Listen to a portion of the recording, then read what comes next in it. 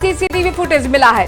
अनीता के बाद गुलामुद्दीन का भी सीसीटीवी फुटेज सामने आया। सीसीटीवी फुटेज में गुलामुद्दीन नजर आ रहा है। एक्टिवा पर बैठकर गुलामुद्दीन निकलता हुआ नजर आ रहा है। ये देखिए तस्वीरें सामने आ गई। यहाँ पर देखिए जो स्कूटी पर सवार है वही है मुख्य आरोपी गुलामुद्दीन। रेलवे स्टेशन के सामने ये बनी दुकान जहां से बैग खरीदा गया था।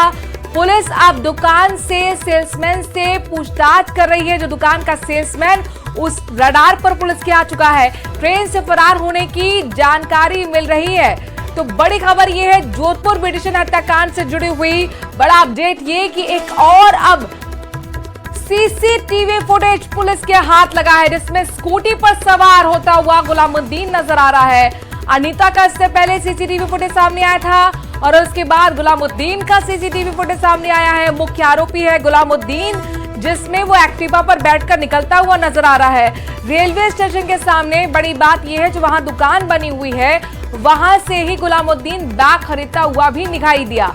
ऐसे में अब दुकान के सेल्समैन से पुलिस पूछताछ कर रही है ताकि और भी सबूत जुटाए जा सके।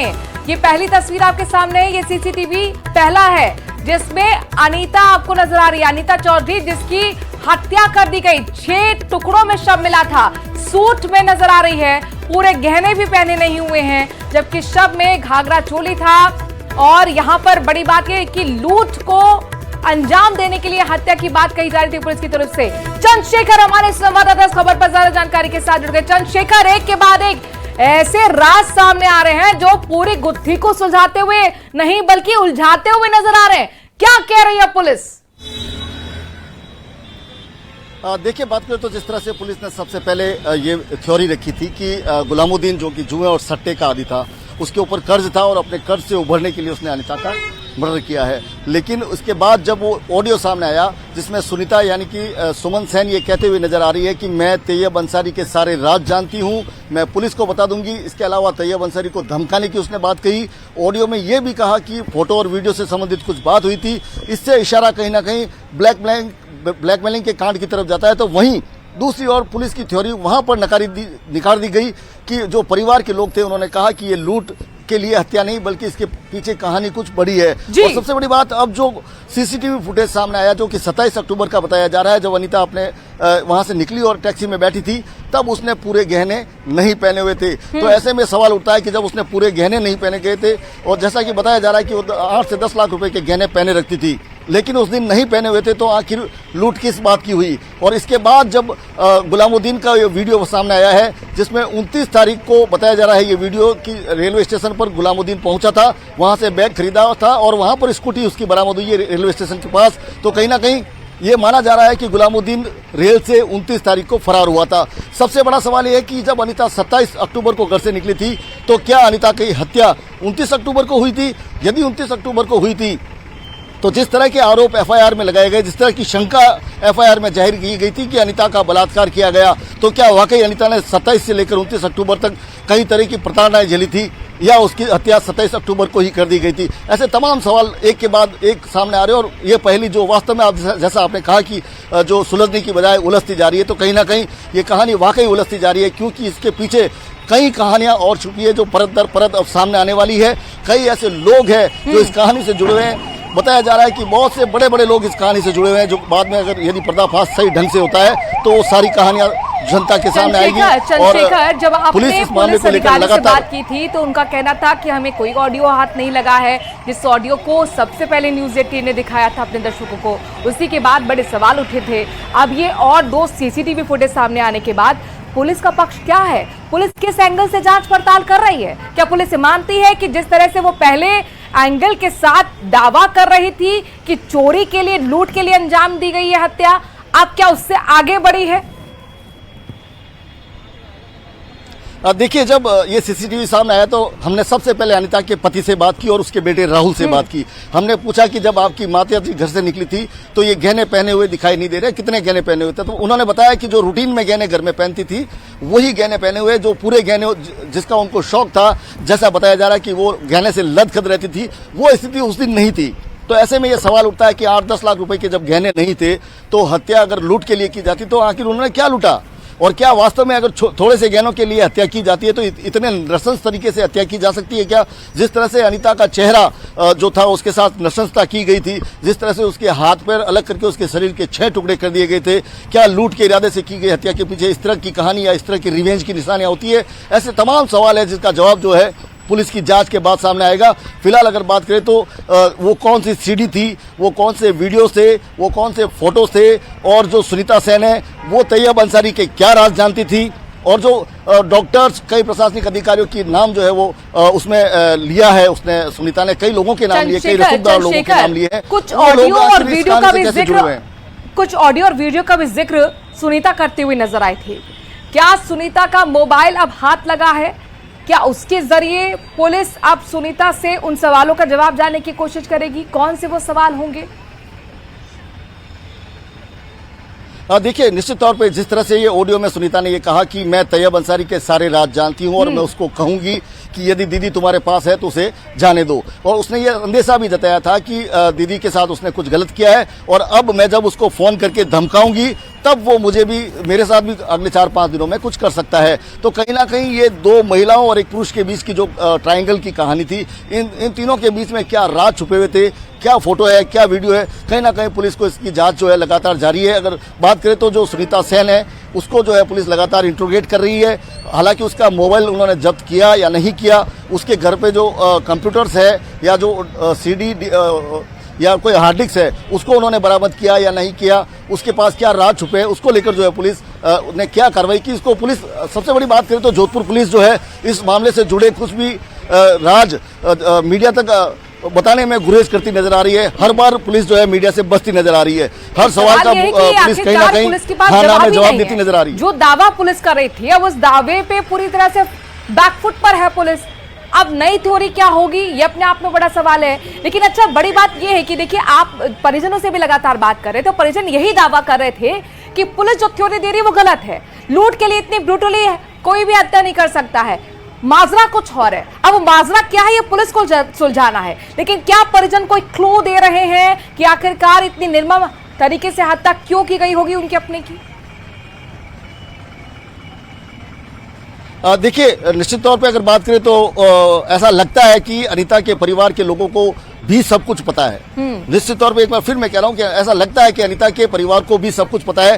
पुलिस ने अब तक जो है अनीता के परिवार से जो साक्ष्य जुटाने चाहिए थे संभवतः जुटाए नहीं। इस वजह से जो है पुलिस सही जानकारी की तरफ या सही रास्ते पे जा नहीं पा रही है। और अगर बात करें तो जिस तरह से अनीता के मोबाइल की बात करें, वो मोबाइल अभी तक कहाँ है, उस मोबाइल में क्या राज थे, सुनीता के मोबाइल में क्या राज थे, वो कौन से फोटो और वीडियोज है जिनके बारे में बात की जा रही थी, कहीं ना कहीं कहानी बड़ी है और इस कहानी की तह तक पहुंचने का प्रयास पुलिस करती नजर आ रही है। हालांकि लगातार पूछताछ की जा रही है, करीब 2 दर्जन लोगों को दस्तयाब कर पूछताछ की जा रही है। जो अनीता क्या जहां पे कोई किसी समय में ब्यूटी पार्लर था वहां के आसपास के दुकानदारों को जो है बुलाया गया है, पूछताछ की जा रही है। और जो गुलामुद्दीन है उसकी पत्नी को अरेस्ट कर लिया गया और कई लोगों को लगातार पुलिस पूछताछ कर रही है। लेकिन नतीजा वही शिफर नजर आ रहा है। जी, तीन कम से कम 3 बड़ी गिरफ्तारी हम कह सकते हैं।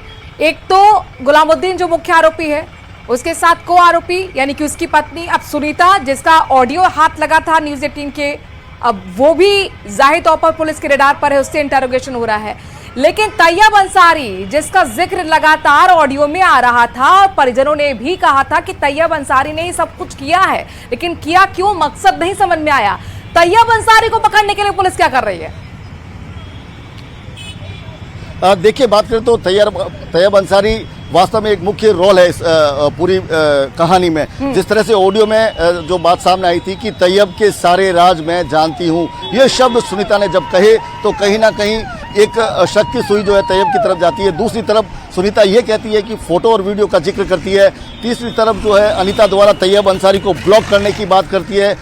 चौथा, वो कहती है कि मुझे 100% विश्वास है कि तैयब ने ही उसे अगवा किया है। और जो तैयब का जो अगर बात करें तो जो गंगाना क्षेत्र है वहीं पर तैयब अंसारी के फार्म हाउस होने की बात भी आ रही है और उसका भी जिक्र जो है सुनीता करती है। और चूंकि सुनीता का खुद का ब्यूटी पार्लर वहां पर गंगाना में है तो ये कहानी जो है उसमें तैयब अंसारी निश्चित रूप से एक मुख्य किरदार है। पुलिस ने उनसे पूछताछ भी की है। सुनीता से जो है पूछताछ जारी है और जो गुलामुद्दीन की पत्नी है उसको पुलिस ने गिरफ्तार कर लिया, उससे भी पूछताछ जारी है। लेकिन मुख्य आरोपी गुलामुद्दीन अभी भी पुलिस की गिरफ्त से दूर है। जो मोबाइल है दोनों के, चाहे वो मृतका अनीता चौधरी हो या गुलामुद्दीन, दोनों के मोबाइल जो है वो पुलिस की जो बरामदगी से दूर है। कहीं ना कहीं सारे तमाम राज जो है उसी में छुपे हैं और वही जो है लेकिन बड़ा रोल सुनीता निभा तो रही है, लेकिन इसके साथ साथ उसका जो मोबाइल था जिसमें तैयब अंसारी का लगातार जिक्र हो रहा है, क्या वो मोबाइल भी अब हाथ लगा है पुलिस के? देखिए, सुनीता का मोबाइल जो है पुलिस के हाथ लगा या नहीं लगा इसकी जान, जैसा कि मैंने पहले ही बताया था कि इस मामले से जुड़े सवालों के जवाब पुलिस देती नहीं है। पुलिस की जल्लाहट कहीं ना कहीं सामने आती है। जब मीडिया सवाल करती है तो पुलिस उसको टालने का प्रयास करती है।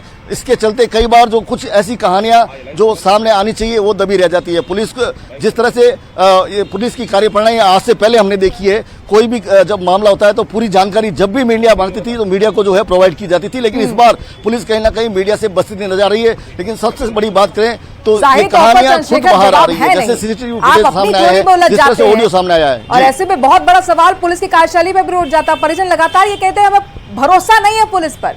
भरोसा इसलिए नहीं है क्योंकि यहाँ पर हमसे बातचीत नहीं हो रही है, हम जो कह रहे हैं उस एंगल पे पुलिस जांच नहीं कर रही है। अच्छा ये बताइए, अभी तक धरना क्या चल रहा है परिजनों की तरफ से? देखिए, जो तेजा मंदिर है वहां पर परिवार का धरना लगातार जारी है। आज शव मिलने के चौथे दिन बाद भी अनीता का शव जो है वो अंतिम संस्कार को तरस रहा है। ना तो अभी तक पोस्टमार्टम किया गया है और ना ही अंतिम संस्कार के लिए घर के लोग जो है बॉडी उठाने के लिए तैयार है। उनकी एक ही शर्त है, सबसे पहले गुलामुद्दीन को गिरफ्तार करें, उसके बाद वो तमाम पर्दे के पीछे छुपे लोगों को सामने लेकर आए, उसके बाद वो शव उठाएंगे। तो कहीं ना कहीं लगातार धरना जारी है, परिवार के लोग जीत पे रहे हैं। वहीं पुलिस और प्रशासन जो है समझाइश का प्रयास कर रही है, लेकिन मामला बैठता नजर नहीं आ रहा है। जी चंद्रशेखर, परिजन लगातार धरना दे रहे हैं और कह रहे हैं कि पोस्टमार्टम तभी कराएंगे जब हमें न्याय मिलेगा। अब सवाल ये है कि यहाँ पर ऑडियो मीडिया के हाथ लग जाता है लेकिन पुलिस के हाथ में नहीं लगता है। ऑडियो की पुष्टि खुद अनीता का पति करता है कि हाँ मेरी बात हुई थी और यही बात हुई थी पूरी तरीके से सुनीता के साथ। तो सवाल ये है कि पुलिस कर क्या रही है? देखिए, बात करें तो जब डीसीपी ने कहा था हमारे पास ऑडियो अभी तक आया नहीं है, उसके बाद मीडिया की तरफ से ही जो है ऑडियो उनको प्रोवाइड करा दिया गया था। अब वो ये बात नहीं कह सकते कि हमारे पास ऑडियो नहीं है। ऑडियो उन्होंने सुना है और उसको लेकर भी वो जांच कर रहे हैं, लेकिन वास्तव में ऑडियो में जिन जिन लोगों का जिक्र किया गया है अभी तक कुछ ऐसे किरदार हैं जिनको अभी तक थाने में भी नहीं बुलाया गया है। तो निश्चित तौर पे पुलिस अपने तरीके से हालांकि काम कर रही होगी, उनके पास कुछ और क्लू होंगे जो हमारे पास नहीं है। लेकिन कहीं ना कहीं जो लगातार जो चीजें सामने आ रही है, चाहे ऑडियो हो, चाहे अनीता का घर से निकलते हुए सीसीटीवी हो। समझना चाहूंगी, देखिए कभी भी इस तरीके का जब कोई भी बड़ा कांड होता है, श्रद्धा जैसा बड़ा कांड है ये जाहिर तौर पर, मतलब कितना ब्रूटली 6 टुकड़ों में एक शव मिला है। राहुल उनके बेटा जो कि इकलौता बेटा है, रो रो कर बुरा हाल था, हमारे कैमरे के सामने वो रो रहे तो कहते हैं कि न्याय चाहिए, माँ को इतने बुरी तरह से कैसे मार दिया। जब भी इस तरीके से हत्याकांड होता है तो जाहिर तौर पर सबसे पहले पुलिस जो है घर के लोगों से ही पूछती है कि आपको किस पे शक है, ऐसा क्या हुआ था, क्या परेशान दिख रही थी अनीता। अब जो ऑडियो सामने आता है उसके बाद यहाँ पर एंगल बदलते हुए और भी गिरफ्तारियां होती हैं, सुनीता की गिरफ्तारी होती है, इंटरोगेशन शुरू होता है। क्या ये सब कुछ पहले परिजनों से बातचीत नहीं की गई थी पुलिस की तरफ से? देखिए, बात करें तो जो पुलिस की जो पूछताछ की बात करें तो सबसे पहले जो परिजनों ने लिखित रिपोर्ट पेश की थी उसमें तैयब अंसारी का नाम बहुत स्पष्ट, जो क्षमा करें, ये गुलामुद्दीन, तैयब अंसारी और एक सुनीता, ये तीनों के नाम जो है परिवारजनों ने उस एफआईआर में लिख दिया था। उन्होंने ये भी लिखा था कि हमें शक है कि इसके साथ जो है हत्या से पूर्व बलात्कार किया है। हालांकि इतना गंभीर विषय था, उस पूरे विषय को लेकर पुलिस ने बड़ी आसानी से ये बात कह दी कि वो गुलामुद्दीन जो था वो सट्टे और जुए का शौकीन था, उसके ऊपर कर्जा था, इसलिए उसने हत्या कर दी। लेकिन सबसे बड़ी बात अगर करें तो जो लूट के लिए यदि गुलामुद्दीन करता तो वो अनीता की हत्या कर देता, उसको गाड़ देता। लेकिन उसको 6 टुकड़ों में विभक्त करना कहीं ना कहीं एक रिवेंज की निशानी है। अगर बात करें तो जो शव की तस्वीर है, जो उसके चेहरे की तस्वीर है, यदि उसको चूंकि हम टीवी पे दिखा नहीं सकते, उसके जो आंखों पे, उसके चेहरे पर जो मारपीट के निशान हैं, वो आप कोई भी देखेगा तो वो कह देगा कि ये सिर्फ लूट के लिए की गई कृत्य नजर नहीं आता कि इसके पीछे कहीं ना कहीं रिवेंज की कहानी छुपी है। तो आखिर वो रिवेंज है किसका? गुलामुद्दीन का है या तैयब का है या किसी और का? ये चीजें जो है अभी सामने आनी बाकी है। जी, कई सवाल। अब 27 को गुम हुई थी अनीता, तो आखिरकार उसकी हत्या कब हुई? क्या 27 को हुई, 28 को हुई, 29 को हुई? दूसरी बात की, क्या प्रताड़ित किया गया? तीसरी बात ये, क्या रेप को भी अंजाम दिया गया, जिस तरह की आशंका परिजन जता रहे हैं? यहाँ पर ये बताइए चंद्रशेखर, चूंकि लगातार आप इस पूरी खबर को सबसे पहले ब्रेक आप करते हैं, पल पल की अपडेट आप दे रहे हैं, परिजनों से भी बातचीत कर रहे हैं, पुलिस के भी संपर्क में हैं, सूत्रों के हवाले से भी जानकारी दे रहे हैं। अभी जो इंटरोगेशन हो रही है सुनीता के साथ, क्या कुछ निकल कर सामने आया है? देखिए, फिर वही बात सामने आती है कि जब हम पुलिस से किसी चीज को, विषय को लेकर सवाल पूछते हैं तो पुलिस जो है उसमें टाल मटोल करती नजर आती है। जबकि पुलिस को बताना चाहिए कि अब आज तक हमने जो 5 या 4 जी सुनीता से भी पूछताछ की जा रही है, लेकिन पूछताछ में क्या सामने आया ये पुलिस किसी को बताती नहीं है। हालांकि ये बताना चाहिए कि हमारी पूछताछ यहाँ तक पहुंची है, कुछ ऐसे तथ्य आए। हालांकि पुलिस का ये कहना है कि अभी तक जब तक हम इस पूरे मामले को खोल नहीं लेते तब तक कुछ भी बताने की स्थिति में नहीं रहते हैं, क्योंकि जो इसके पर्दे के पीछे जो अपराधी है वो सतर्क हो जाएंगे। ये बात मानने वाली है कि पुलिस यदि ऐसा कहती है तो ये मानना चाहिए कि अगर कोई ऐसा व्यक्ति है जो सतर्क होकर अगर गायब हो जाए, और चूंकि पुलिस साक्ष्य जुटाने में लगी है तो इसके लिए धैर्य की आवश्यकता है। लेकिन अगर बात करें तो जो कहानी पहले सामने लाके रखी है कि लूट के लिए हत्या की गई है, तमाम ऑडियो रिकॉर्डिंग, तमाम वीडियो रिकॉर्डिंग और जो ये सीसीटीवी फुटेज सामने आ रहे हैं, उस कहानी को नकारते हुए नजर आ रहे हैं, उस कहानी को कहीं ना कहीं झुटलाते हुए नजर आ रहे हैं। इस कहानी में कई महत्वपूर्ण किरदार है। एक है गुलामुद्दीन, एक है तैयब अंसारी, एक है सुनीता। सुनीता का संबंध अनीता से था, दीदी का, जो कि उसके साथ कभी असेस करती थी उसी के पार्लर में। ठीक है चंद्रशेखर, बात आई गुलामुद्दीन की, मुंह बोला भाई था अनीता का। तैयब अंसारी भी परिचित था, लेकिन क्या तैयब अंसारी और गुलामुद्दीन में भी कोई कनेक्शन था?